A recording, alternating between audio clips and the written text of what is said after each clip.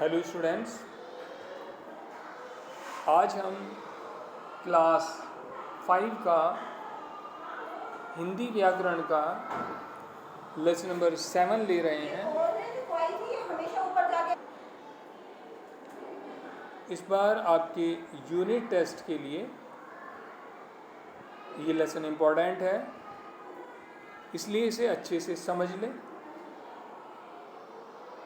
Class 5 के लिए lesson number 7, सर्वनाम और उसके प्रकार।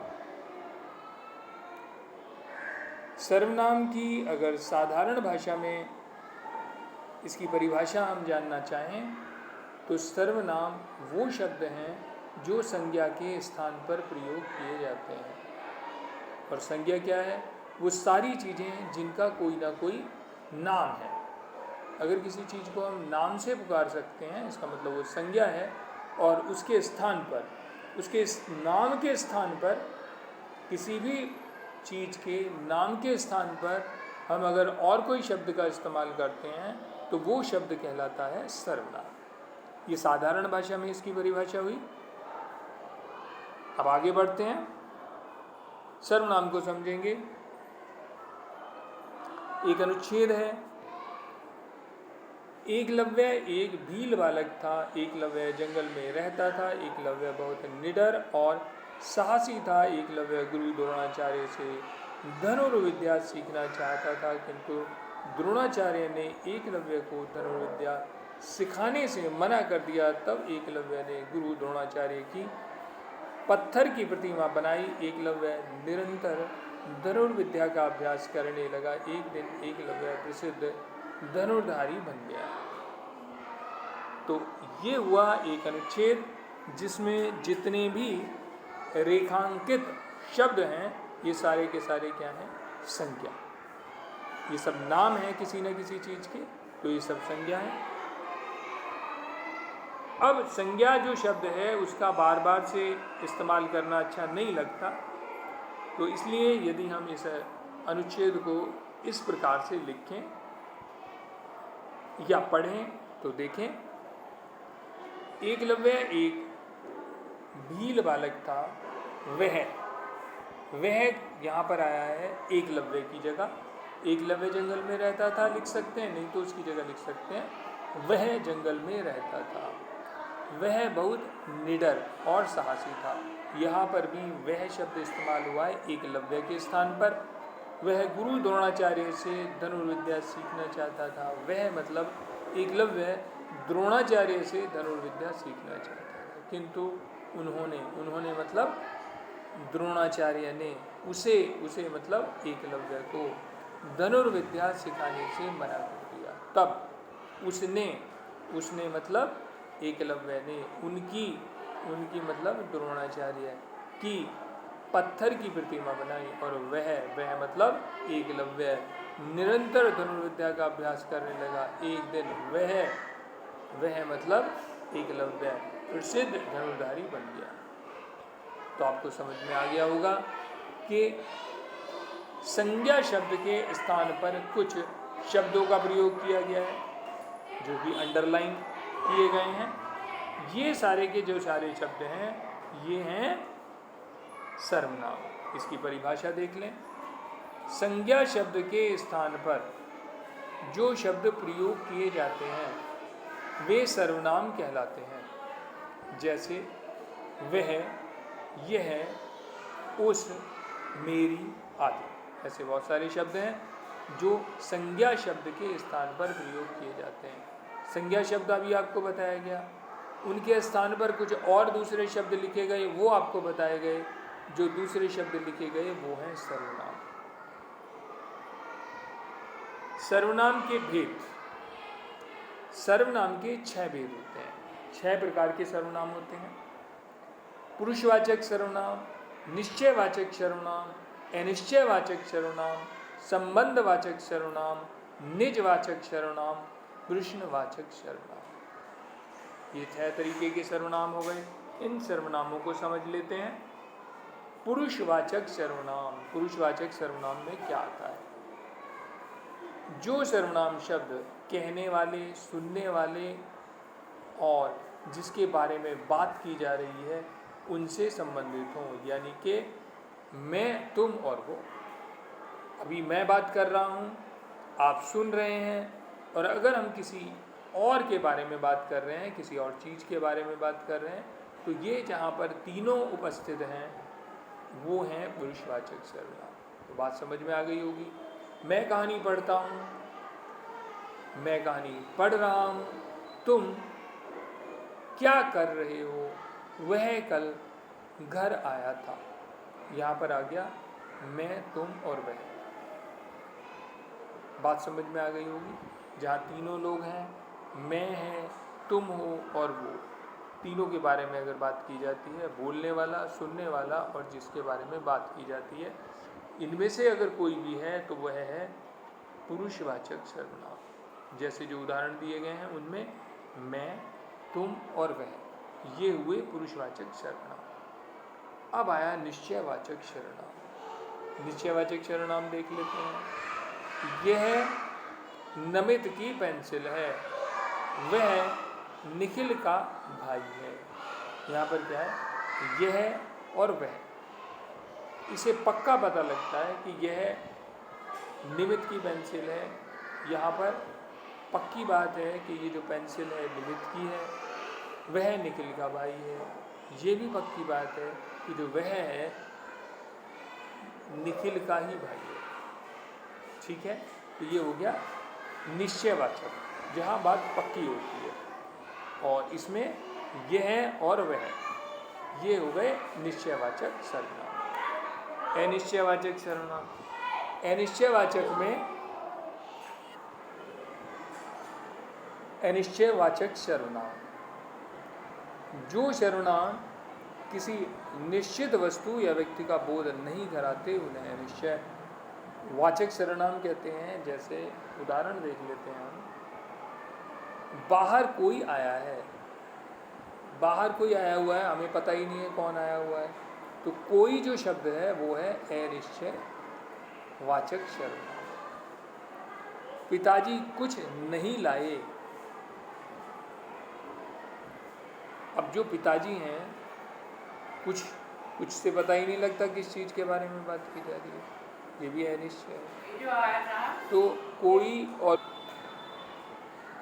उपयुक्त वाक्यों में कोई और कुछ शब्दों से किसी निश्चित व्यक्ति या वस्तु का बोध नहीं होता। समझ में आ गया होगा।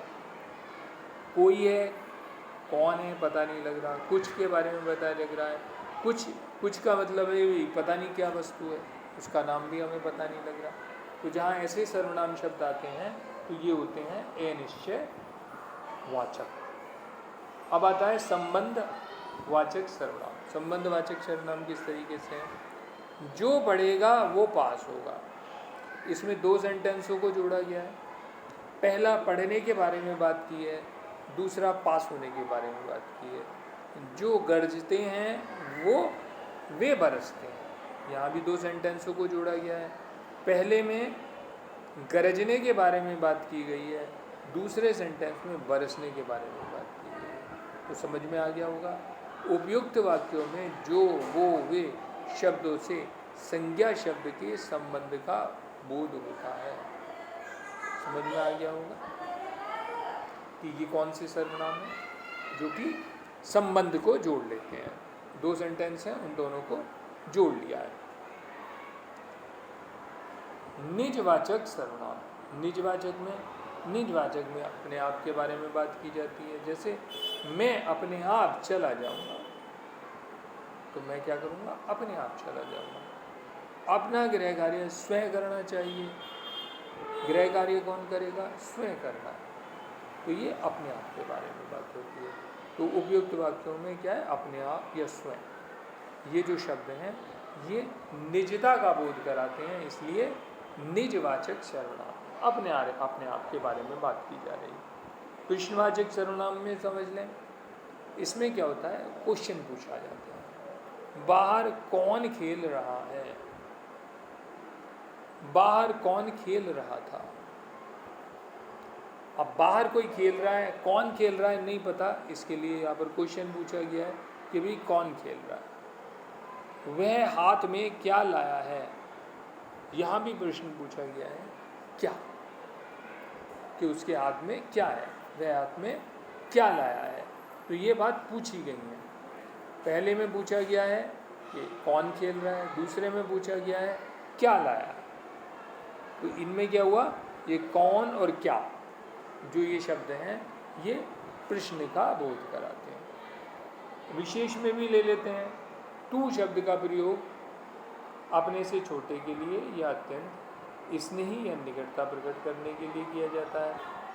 आदर संबंध के लिए आप शब्द का प्रयोग किया जाता है। आप लगता है कि ज़्यादा लोगों के लिए में बात की जा रही है, लेकिन आदर सूचक में भी आप शब्द का प्रयोग किया जाता है।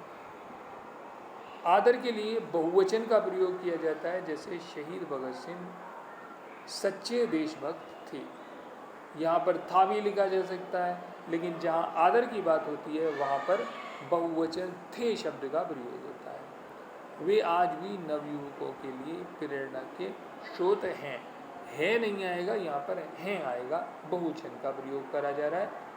तेरे को, मेरे को आदि शब्दों को अशुद्ध माना जाता है। इनके स्थान पर तुमको, मुझको आदि शब्दों को प्रयोग में लाना चाहिए। एक्सरसाइज वर्क है। जितनी बात अभी लेसन में आई है सारी की सारी यही है, नया कुछ नहीं है। सर्वनाम किसे कहते हैं आपको पता ही है। संज्ञा शब्द के स्थान पर जो शब्द प्रयोग किए जाते हैं वे सर्वनाम कहलाते हैं, जैसे वह, यह, उस, मेरी आदि। सर्वनाम के कितने भेद होते हैं आपको पता है, 6 भेद होते हैं। प्रत्येक का उदाहरण सहित वर्णन कीजिए। उदाहरण सहित वर्णन हमने अभी कर चुके हैं। और जब ये क्वेश्चन अगर आता है आपके पास एग्ज़ाम में या एक्सरसाइज वर्क आप जब करेंगे, तो इन 6 के 6 जो सर्वनाम हैं, इनके जो उदाहरण हैं, उन्हें आपको नोटबुक में लिखना है। सही पर निशान लगाना है क्या।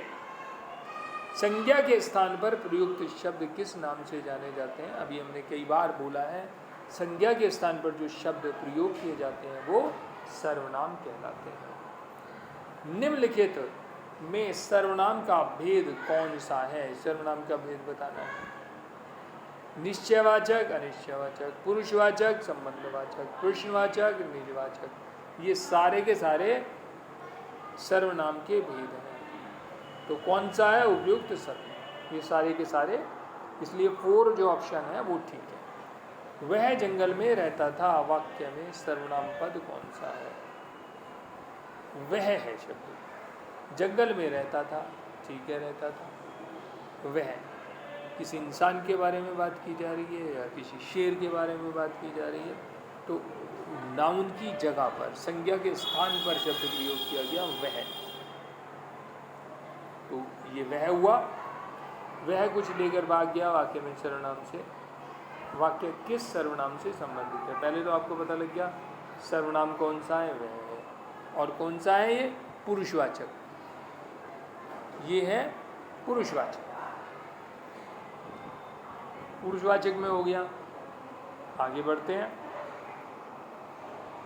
निम्नलिखित में अशुद्ध शब्द कौन सा। अशुद्ध बताना है। मेरे को पीछे बताया गया था, मेरे को तेरे को नहीं बोलते हैं, मुझको बोला जाता है। तो मेरे को जो है वो शब्द अशुद्ध है।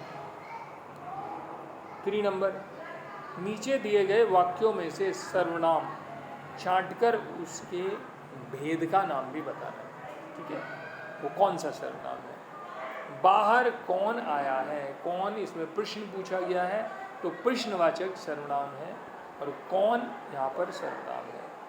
यह साइकिल उमंग की है। यह जो है निश्चयवाचक, यहाँ पर पता लग रहा है कि यह साइकिल, इस साइकिल की बात की जा रही है और ये उमंग की है। तो इसमें सारी की सारी बातें पक्का पता लग रही हैं। ये भी पता लग रही है ये साइकिल है, ये भी पता लग रहा है कि ये उमंग की है। तो यह शब्द इस बात को, निश्चयवाचक सर्वनाम को दर्शाता है। जिसकी लाठी उसकी भैंस। तो आपने देखा यहाँ पर, यहाँ 2 चीज़ों को जोड़ा गया है, संबंध बताया गया है। इसलिए जिसकी और उसकी, ये जो सर्वनाम है ये है संबंधवाचक सर्वनाम। गांधी जी अपना कार्य स्वयं करते थे, आपको पता है। निजवाचक में स्वयं, अपने आप करने के बारे में जो बात आती है, स्वयं करने के बारे में जो बात आती है, वो है निजवाचक सर्वनाम। तो इस सारे सर्वनाम के भेद आपको याद हो गए होंगे, समझ आ गए होंगे। समझना बहुत ज़रूरी है। जब चीज़ें समझ आ जाती हैं तो उन्हें याद करना, याद रखना बहुत आसान होता है। निम्नलिखित वाक्यों में सर्वनाम शुद्ध कीजिए। सर्वनाम को शुद्ध करना है, अशुद्ध हुआ पड़ा है। तुम तुम्हारे स्कूल चले जाओ, गलत है। तुम्हारे यहाँ पर गलत है। तुम अपने स्कूल चले जाओ। तुम के साथ तुम्हारे नहीं आएगा, अपने आएगा। तुम अपने स्कूल चले जाओ। हम हमारी बात करने आए थे, तो हम अपनी बात करने आए थे। हमारी नहीं, हम अपनी बात करने आए थे। वे खेल रहा है, वे नहीं आएगा यहाँ पर। खेल रहा है तो सर्वनाम है वे नहीं आएगा, वह सर्वनाम आएगा। तो इसमें एक वचन है, ये बहुवचन नहीं है। रहा है तो मतलब एक के लिए आएगा, वह खेल रहा है। चाय में कोई पड़ा है, कोई शब्द का प्रयोग नहीं होगा यहाँ पर। यहाँ पर होगा चाय में कुछ पड़ा है। चाय कोई ऐसी थोड़ी ना है, नदी है या कोई समुद्र है जिसमें कोई इंसान पड़ा है। चाय है, छोटी मोटी कोई चीज़ पड़ी होगी, तो उसके लिए चाय में कुछ पड़ा है। 5 नंबर, दिए गए सर्वनाम शब्दों का वाक्य में प्रयोग कीजिए। ये सारे शब्द आपके लेसन में दिए गए अध्याय में इनका उपयोग है। वहीं से आपको ये वाक्य लिख दिए गए हैं। आप अपने आप से भी बना सकते हैं, नहीं तो बहुत सारे वाक्यों का प्रयोग हो चुका है आपके लेसन में, वहाँ से भी आप इन्हें लिख सकते हैं। उन्होंने उसे धनुर्विद्या सिखाने से मना कर दिया। कोई बाहर कोई आया है, नहीं पता कौन है। उसने अपनी पत्थर की प्रतिमा बनाई। उसने उनकी पत्थर की प्रतिमा बनाई। क्या वह हाथ में क्या लाया है, प्रश्न पूछा गया है। कुछ, पिताजी कुछ नहीं लाए। कुछ पता ही नहीं है क्या है। स्वयं, अपना गृह कार्य स्वयं, निज वाचक, स्वयं करना चाहिए। इन सारे वाक्यों के बारे में आपसे पहले भी डिस्कशन हो चुका है, लेसन में आए हैं, वहीं से ले लिए गए हैं, तो इसमें कुछ नया नहीं है। तो ये वीडियो बस यहीं पर समाप्त करते हैं। Thank you very much. अगली वीडियो तक के लिए विदा। धन्यवाद।